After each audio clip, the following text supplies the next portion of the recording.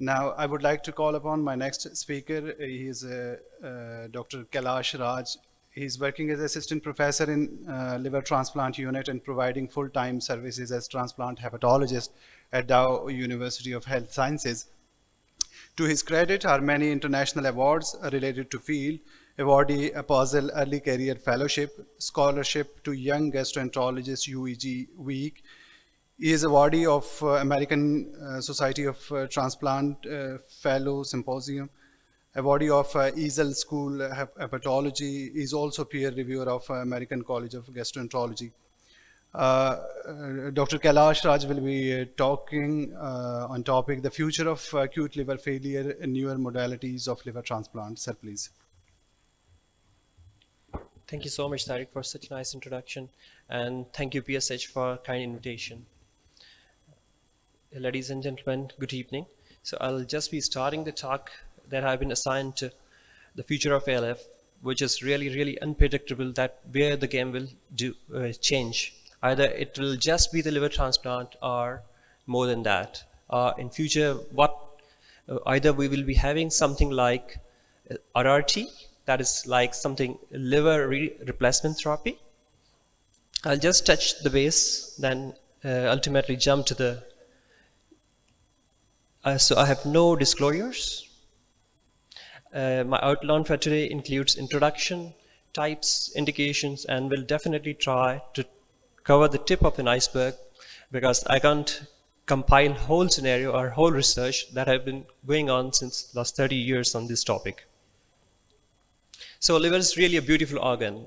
You have been listening for the last 2 days that it's a complex organ with vital functions which range from more than 500. Literature says it does 500 synthetic functions and different functions. But whenever liver is being hit by an injurious element, it bounces back again. But when there's severe hit to the liver and it reaches to the failure, then it carries the critical risk of losing life. And that's what the liver failure is.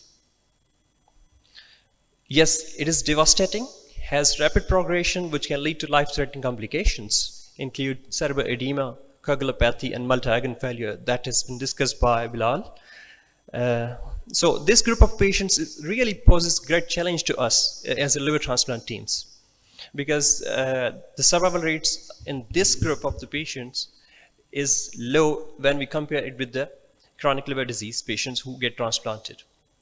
Till now, as of last night, liver transplantation was the definitive, or is the definitive treatment, and we haven't heard anything else besides liver transplant. So, since last 3 decades, ALF has transformed. Earlier it was considered as a rare, poorly understood condition with a near and universally fatal outcome. But now, this is being considered as one with a well-characterized and phenotype and disease course. In ALF, mechanisms are multifactorial, associated, which cause association and accumulation of hepatotoxins, which include pro-inflammatory cytokines. These are the basics that how liver gets filled. That causes pro-inflammatory cytokine activation, vasoactive accumulation toxins, and endotoxin accumulation, which lead to oxidative stress, increased capillary permeability, immune dysregulation, and cellular damage. So, key features of ALF have changed dramatically over the passage of time, with a remarkable fall in the incidence of cerebral edema and intraocular hypertension. These improvements in care are such that the most of the patients may now be expected to survive. Complex critical care protocols, as discussed by Bilal in previous slides, and emergency liver transplant or emergent liver transplant is an established treatment option. Now, coming to the liver support systems, what's the role of liver support systems here? Liver support systems are developed with an intention to remove the circulating toxins which are the cause of liver failure, and to prevent further damage and to stabilize liver functions, and while allowing for the recovery of the native liver function or bridging to transplant or to recovery. If you look at this pictogram, you can imagine the fate of a patient with liver failure. Either this patient will recover with medical therapy, or he's going to die of this disease, or ultimately he's going to require a transplant. So we can't see something like renal dialysis over here. So the only intention of the researchers is to develop something like renal replacement therapy, so as to decrease the pool of the patients who are supposed to ensue death, either to lead them to recovery or to the transplant. As a bigger picture, treatment of advanced liver disease includes pharmacotherapy. With disease-specific medical therapy, mortality is still 60 to 70 or 80%. Liver transplantation being the definitive treatment for select group has some pros and cons. Due to donor shortage and high cost, it becomes challenging at some point in time. And when we talk about the liver support systems, it is considered as bridging therapy till regeneration of the liver or liver transplant. And stem cell therapy, which is in research status and immature for clinical practice still. Liver support systems are adjunctive, being used for organ dysfunction and failures. They bridge the liver failure to spontaneous recovery or transplant, being used as a rescue therapy, and achieve the goals of immune homeostasis, improve microcirculation, lesser multi-organ dysfunctions, and improve outcomes. So we have to keep in mind that this is not the definitive treatment, but it is only the bridge, either being bridged to liver transplant or being bridged to recovery. What are the indications? The indications include acute liver failure, severe acute alcoholic hepatitis, acute exacerbation of chronic liver disease, SBP, sepsis in ALF, HRS, type 1, type 2. If a patient is waiting for organ, he can be bridged with this. And when we talk about the post-transplant patients, whenever there's post-transplant PNF, then this can be used even in those cases. When there's delayed graft function in post-transplantation, this bridging can be used. In cases of PBC and PSC, intractable pruritus is one of the indications for liver support systems. Though it's not being commonly used at many centers, but has been tried at different centers in US. When we look about the EASL guideline doesn't support or doesn't recommend these devices. They say liver support systems should only be used in context of randomized controlled trials. And plasma exchange may be of greater benefit in patients who are treated early and who will not ultimately undergo liver transplant. I was seeing the data from Indian group also. They have been using low plasma volume exchange with good results in acute liver failure and in especially acute and chronic liver failure also. So it's basically a blood purification system which removes all kinds of toxins, supplement protein and coagulation factors, and maintain internal stability. Yes, it provides temporary replacement of liver function, so as to give time to the liver for hepatocyte regeneration and liver function recovery. This actually buys time and bridges.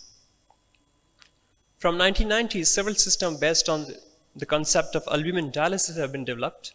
The best known are Mars, SPAD, and Prometheus. These systems are based on the concept of albumin dialysis, and therefore on the capacity to remove the albumin-bound toxins that accumulate in the liver failure.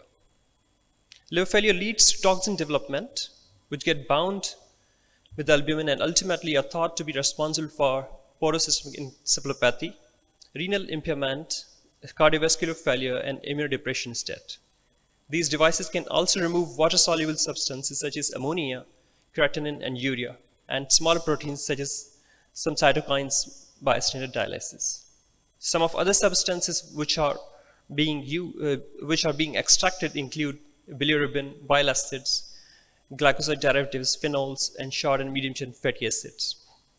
Removal of these cytokines and other recognized inducers of hepatic encephalopathy, such as ammonia and amino acids, may be a valuable tool for major complications of liver failure.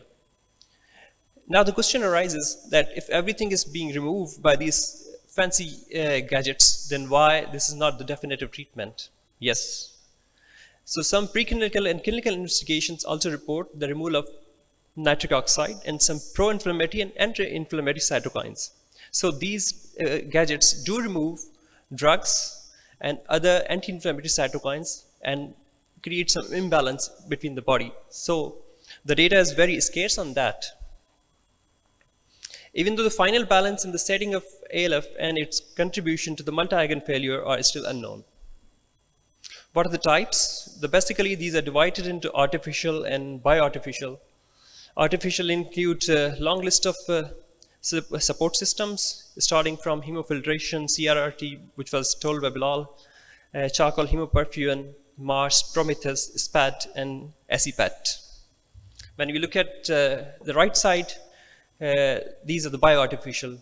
The name itself says bioartificial means there is something which is live included in these systems. And mostly the cells are from porcine origin,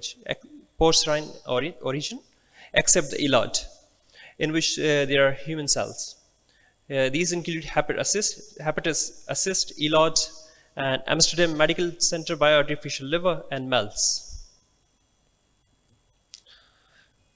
On the left side, you can see the Mars. That's a big gadget occupying ICU. And on the right side, you can see a bioartificial device. So this was the recently published data from European group, UK group. If you have a look onto the left side, these all systems are included in this study. And when we look at the right side, these all are able to decrease ammonia levels in creatinine and bilirubin level. But unfortunately, the constraint was that these studies did not have a lot of patients so that this can be robust studies. In the early years following the development of different liver devices, some clinical trials demonstrate hemodynamic and neurological benefits in their use. But many of these studies were uncontrolled and included very few points. And some randomized trials showed an improvement in survival even. But their simple size, high heterogeneity, and high variability in disease severity prevented definitive conclusions from being reached. However, artificial liver devices have continued to be used in many hospitals, and new experimental clinical studies on them have been published over the past decade. So this was published in 2018 by a Swiss group. If you have a look at this includes the studies from year 2008 to 2018 for a decade, and most of the studies, if you see at the design, were uncontrolled and were non-randomized. One of the study done by Saliba was a robust study, included 102 patients, but again, we could not find nice results of this study even. What are the differences between artificial and bioartificial systems? The function-wise, both are approximately same, but bioartificial incorporates the synthetic and metabolic functions. Otherwise, both do remove accumulated toxins. Bioartificial have cellular component, otherwise artificial does not have. Cost-wise, artificial is less costly. Ease-wise, relatively artificial system is easier, and efficacy-wise, bioartificial system is more efficacious. So this is approximately my last slide. You can see everything is included except transplant. So transplant surgeons may get angry on this slide. Sorry for that. And this was 2 months back that was published in Intensive Care Medicine journal. I will not touch the base of this slide. I will just have a look at what's coming in future. If we see extracorporeal liver support devices, early initiation of high volume CRRT, either alone or combined, has been recognized and has given good results. Mars, SPAD, and Prometheus are being used only in select centers with experience, though there's no evidence on survival shown in adults or children. Immunotherapy is in pipeline, being considered cytokine removal, innate cell deactivation, and therapies like cytosorb or Oxiris, selective cytophoretic device respectively under experimental conditions are there. Plasma exchange has some role. Immunotherapy, if macrophage activated syndrome does occur, then it should be considered. Innovative therapies which are still in research-based activities include native hepatocyte infusion through portal vein, transplantation of microencapsulated human hepatocytes, and mesenchymal stem cell transplantation. That's all about the future. My take-home message from my side is, considering all these fancy and modern gadgets or advancement, in future we may see something called liver replacement therapy. But in a resource-limited country like us, we should definitely focus on prevention of these sinister diseases rather than these running after these fancy and magical things. Thank you so much.